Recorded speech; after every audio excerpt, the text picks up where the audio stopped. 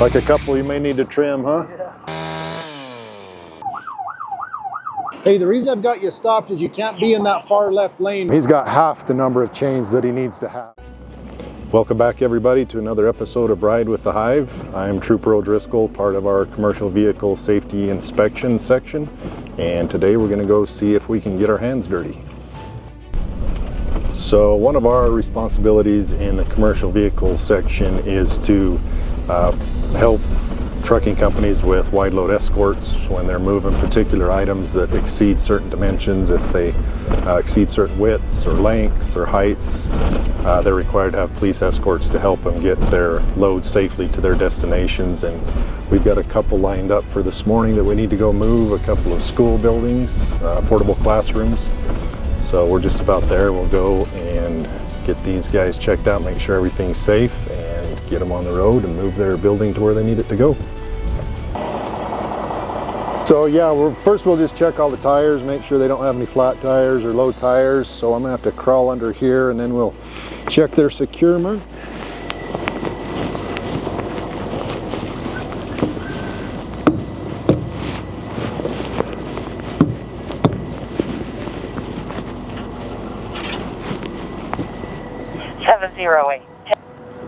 All good over there? All good. Sound like 72610. Okie dokie.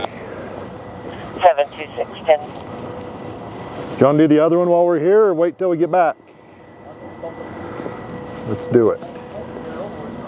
So we're just checking to make sure the air pressure's up. You can feel a distinct difference in the sound and the feel if one of the tires is low or flat, and then we can put an air gauge on it and check it from there to see if it is within the requirements.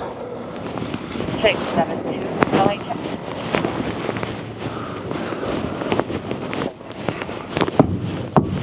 Sorry, zone 08. Sensors.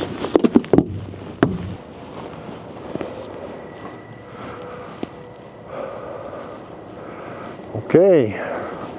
Part of our duties with this wide load escort is to just get it on the road safely, holding traffic in all directions so that it's got the right of way and can get out and get established and straightened out so that we can get headed to where we need to get to. But they had to take that stop sign down so they didn't tear it down, putting it back up now. Yeah, so he had a whole map of the route and the distance to every traffic light that he's got to go under. There's no power lines apparently that he needs to cross under, but he knows all of his measurements to each traffic light. There are a couple that are going to be lower than what he can get under, so we're going to have to weave them, which means we'll have to go into oncoming traffic, get everybody stopped, and create space for him to go wrong way to be able to weave around the traffic lights that he's too tall to get under. The other two troopers in front will take care of all of that. We'll just stay in the back and keep traffic clear of the rear of the load while they manage the intersections for him to go through.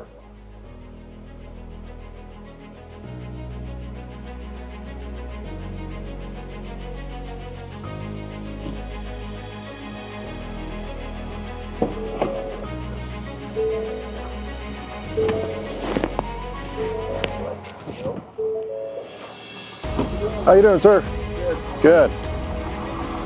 Like a couple you may need to trim, huh?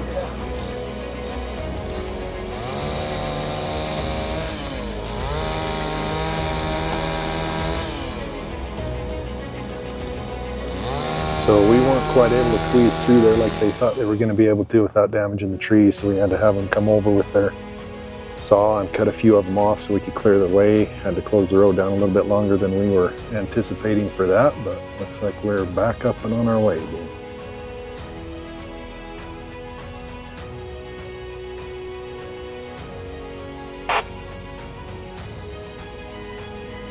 Do you need help up there, Roger? You okay? Wave that car through. We got it. Yep. Yeah, I'll have to weave this one. There's the first one he had to weave. You gotta weave this one. Okay, we got a red light raised, baseball.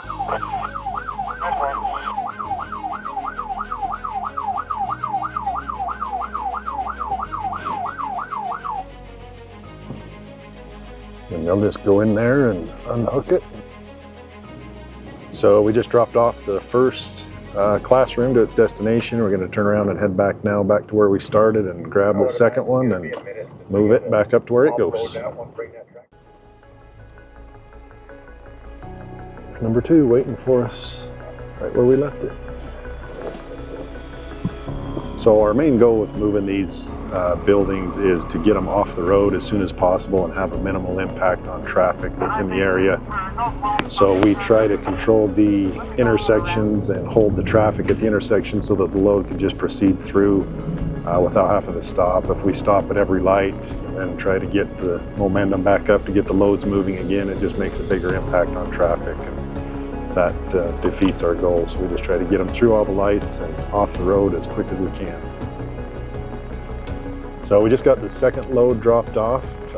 Everything went well. Didn't have any issues. We were able to get both loads delivered safely.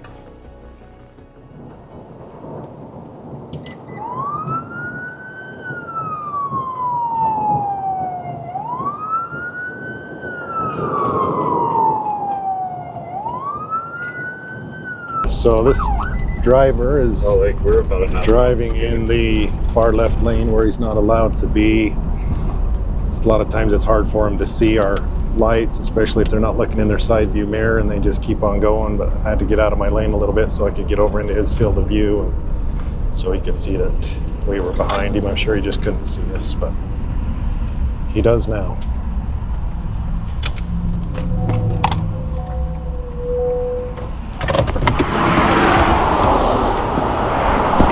Good afternoon, sir. How are you doing? Thank you. Appreciate that.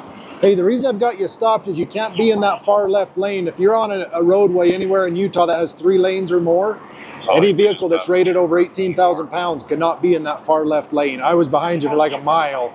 Everybody else was getting out of that lane, but you just stayed there the whole time. Does that make sense? You understand what I'm saying? Yeah, I thought this road, though, was exceptional because it splits to the Salt Lake. Now, if you were closer to that area, I get that. You've got to be over there to take your exit, but you're still 4 miles away from there. So that's... I didn't know that was a law unless signs were posted on there. Oh, yeah. The signs aren't posted everywhere. Yeah. It's just a state law. I know the law, but usually it's because it's posted. Yeah. Like I-15, I know we're not supposed to be in those 2 lanes. Yeah. So in Utah, anywhere that there's 3 or more general purpose lanes, you can't be there unless you're like trying to exit. If there's an emergency, you're getting over for, there's construction or something like that forces you over there. But in that situation where you were at, you just can't be in that lane, okay? Have you just got your driver's license with you real quick? Let's go up at least to the off-ramp right here, and we'll try to see if there's a wide spot there, and then you'll just be able to get right back on and get to where you're going to. And I'll just follow you up there, but let's see if we can get on that off-ramp somewhere. Yeah. Okay, I'll follow you up there. Thank you. So I told him to take this exit. We'll see if we can find a better, safer spot to do a inspection with him. He was aware of the law that he's not supposed to be in that lane, but he thought since he was exiting up here in 2 or 3 more miles that he was okay to do that. But I told him we were still too far away from that. He needed to get over and then. So I'm going to go ahead and do the inspection here. We won't be here too long.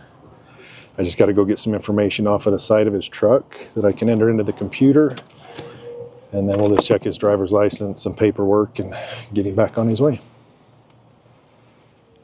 That's good.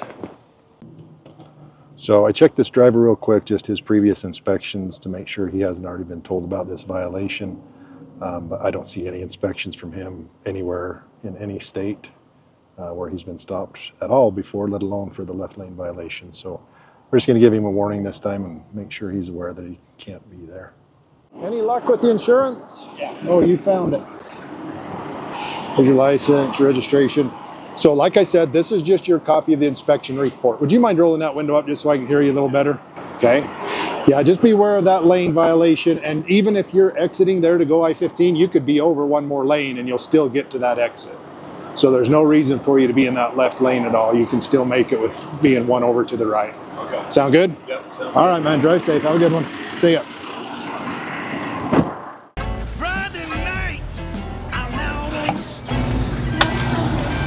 Don't cut off truckers. Play it safe when passing a semi-truck. Wait for 2 lights in your rear view mirror or steer clear.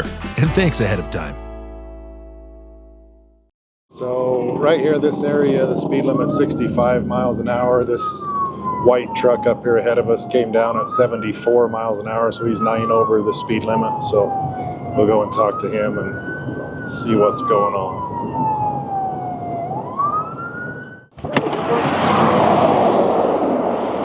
Hey guys, how we doing? Good. Hey, the reason I've got you stopped is for your speed coming down the hill back there. You're going 74. It's a 65 zone. Oh, really? So you're 9 over the speed limit coming down towards me there. Okay, so, That's why I've got you stopped. okay. Now, to let you know, my speedometer is not calibrated correctly on here, so I do apologize. That's kind of a big deal. That needs to be working properly. I've written it up before. I've told them. Okay. So. All right. Have you got your driver's license with you real quick? Yes, sir. Let's do this. Let me just take your license. Well, I'll take your book too. Let's take this exit right down here. Do you know where our UDOT shed is? Right over here? I do not. You can, okay, follow me. I'll jump in front of you and you can follow me and we'll finish up down there, okay? All right, thank you. So after speaking with the driver, he told me that his speedometer didn't work, wasn't calibrated properly, so he didn't know how fast he was going, but we're gonna do an inspection on him, a little more detailed walk around inspection, and we'll move down here to our UDOT shed to do that, where we can get off the interstate and have room to work and check out the vehicle. If they don't care about their speedometer working, there could certainly be a lot of other things that they're neglecting, and that's what we want to try to find out and mitigate before it turns into something serious that could cause an accident.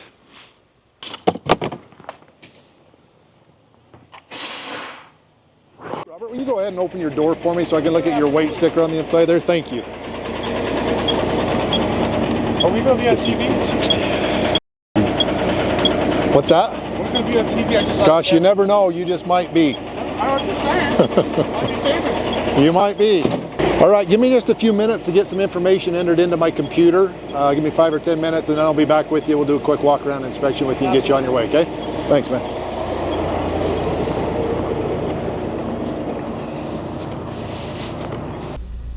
So in looking at this company's history with their previous inspections, they've got a pretty high safety score, which is not good to have a high score. So we're going to go ahead and look into this vehicle a little bit more, make sure we look over it good and see what issues they are going to have. So each violation that the driver or vehicle get has a certain point value to it, and the more points that you accumulate, that's obviously a sign of more violations that you've got, and so that will raise your score and catch our attention. Okay, let's go ahead and shut the truck off for me if you would. And if you need me to pop the hood, I'm going to have to reach over here and do that. Okay, we'll get to that point. Let's hang on just 1 second. Do you have your lights on? They are now. Okay, and your keys turned on? Yes, sir. Yep, all right, thank you. Okay, go ahead and hit your high beams for me. Okay, your right signal. All right, hit your horn. Okay, hit your 4 ways again. Okay, left signal, right. Okay, turn that off, step on your brakes.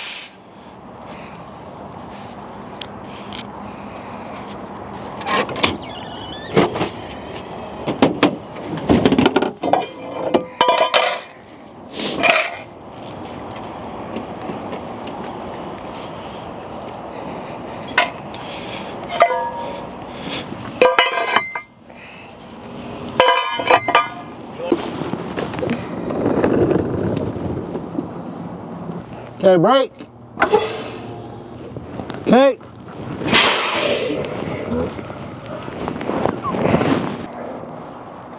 Sorry about your shirt.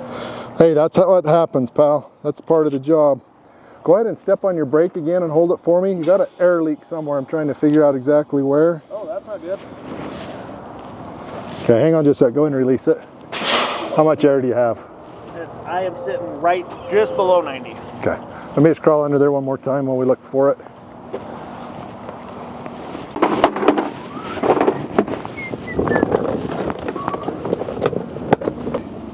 Let's step on your brake.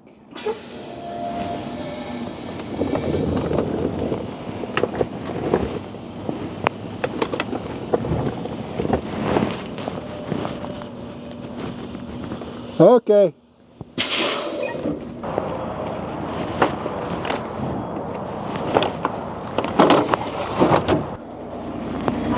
Back up just a little bit and I'll get this block out of your way.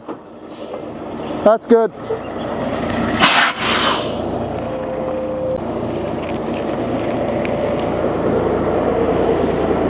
Why don't you jump out with me and I'll go over all this stuff with you, okay? All right, so this first is your copy of the inspection report, okay?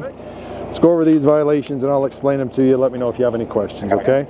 So this first one says required CMV markings not legible from 50 feet. You got to get that DOT number fixed right there, so you've got all the stickers on that, okay? That's the first one.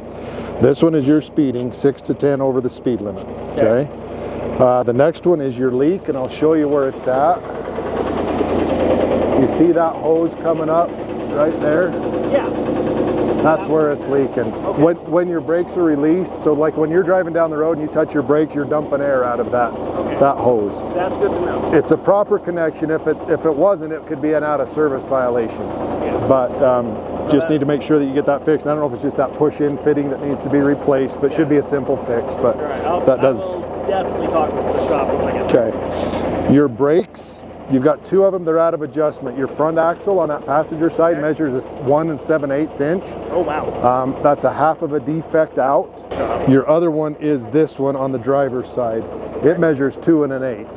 Oh wow. It's allowed 2 inches max on that air can, okay? So it's a half of a defect also. Okay. So with this half of a defect and that half of a defect, you've got one full defect. Okay. On 6 brakes, that's only 16% that's not working. If you were 20% or more, you'd be sitting here out of service till you get them fixed. So you're right there on the borderline. You need to get both of those taken care of.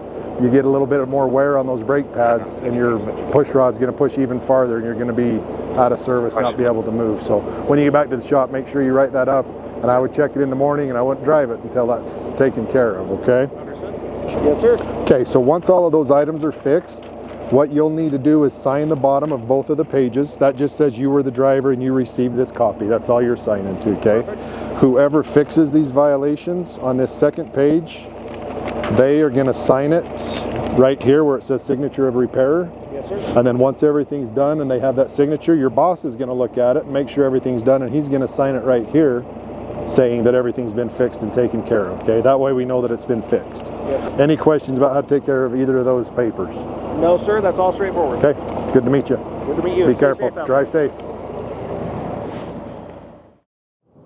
So when we stop a commercial vehicle to do an inspection, there's a few different ways we can do it. We can do what we refer to different levels of inspections. The most common are 1s, 2s, and 3s. If we do a level 1 inspection, we're crawling underneath it, we're checking brakes, we're checking suspension, drivetrain, everything, the driver's qualifications and credentials. A level 2, we'll just do a walk-around inspection, do pretty much everything on a level 1 except for crawling underneath it.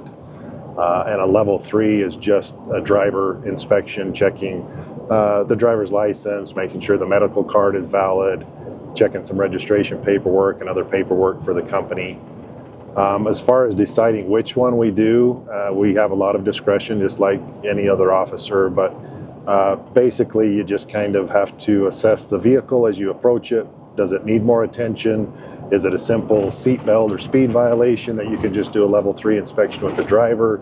And just do our due diligence in looking at the equipment and seeing if it needs a closer look and determining any violations from there. Hello, sir. How we doing? How are you? Good, you? Good, thanks. Hey, the reason I've got you stopped, on this machine that weighs over 10,000 pounds, you need to have 4 points of contact securing that down. Plus, you got to have one on each corner for a total of 4, plus the one across the bucket that you've got, okay? Well, we'll get there. Don't do it right now. Have you got your driver's license with you? Well, let's do this. There's an exit right here about a quarter mile ahead of you. Let's creep back onto the freeway here nice and careful. We'll take that exit and go all the way to the bottom, and I'll meet you down there, okay? All right.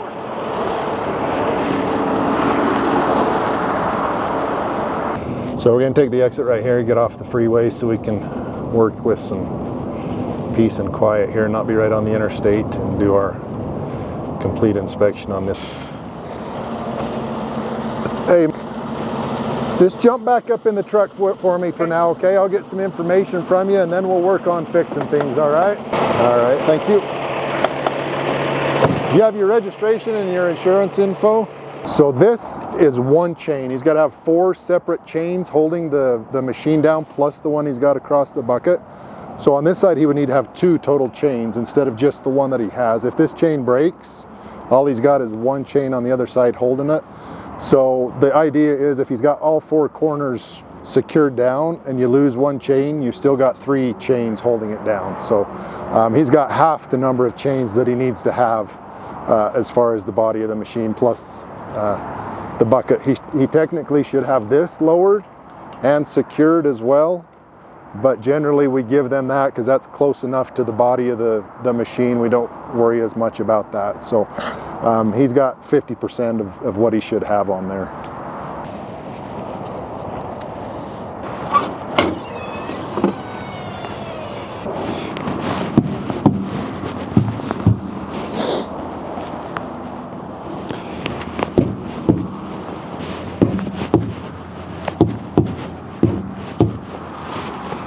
Better check that one.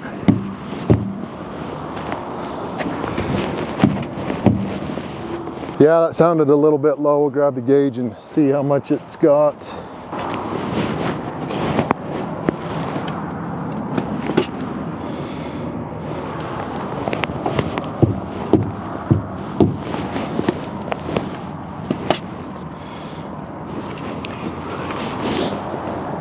A little bit low, but he's still within his parameters. He's okay. You can jump out and I'll go over this stuff with you. There's your license back. Man, you got all dirty. I did get dirty. That happens to me every once in a while. Hey, so this is your copy of the inspection report. Okay, I'm going to go over it with you real quick. The first violation you've got on the back of your truck, they're generally hanging on the mud flaps, but you've got to have your lower retro-reflective tape. Your retro-reflective tape on the side of the trailer is way more than you need. You only need it at 50% across, but across the back you do have to have it 100% across the back. Okay, and then the third one is just what we've already talked about with securing the machine. Okay, do you have more chains you can put on there? Yes, I do. Chains and binders. Okay, this is an out of service item. That means you can't leave from here until you fix that, okay? Okay, I looked at your history with your inspections. Yes. I don't see any other violations for load securement issues. That's the only reason I'm not giving you a ticket. Okay, this will be on your history. If you get stopped again and inspected, the trooper is going to see that you've been warned about this already. I don't know if you recently heard about the dozer that fell off of the tow truck in Ogden Canyon. You don't want to be in the spot where that guy's at and kill somebody. So for the 5 minutes that it takes to throw 2 more chains on there, it's well worth your time. So just get those secured properly before you take off, and then you're good to go. Okay, we'll do. Okay, drive safe. Do I need to sign? You don't need to sign it right now. You've got 15 days to actually sign everything and return it. Not to repair the items, but just to sign that and return the paperwork. We'll do it, sir. Okay? All right, thanks, man. Good to meet you. Take care. So it's time to answer a question from the comments. The question came to us as, is the K9 unit the only ones that are specifically allowed to wear the cargo pants? The answer is no. There's different specialties that determine what uniform that we wear. The motor squad has their specific uniform. The K9 has theirs. At UTIP, we also wear cargo pants. Our uniforms that we wear are a little bit more durable and washable, so they're a good fit for what we do in getting them dirty every day. If you guys have a question, go ahead and drop it in the comments below.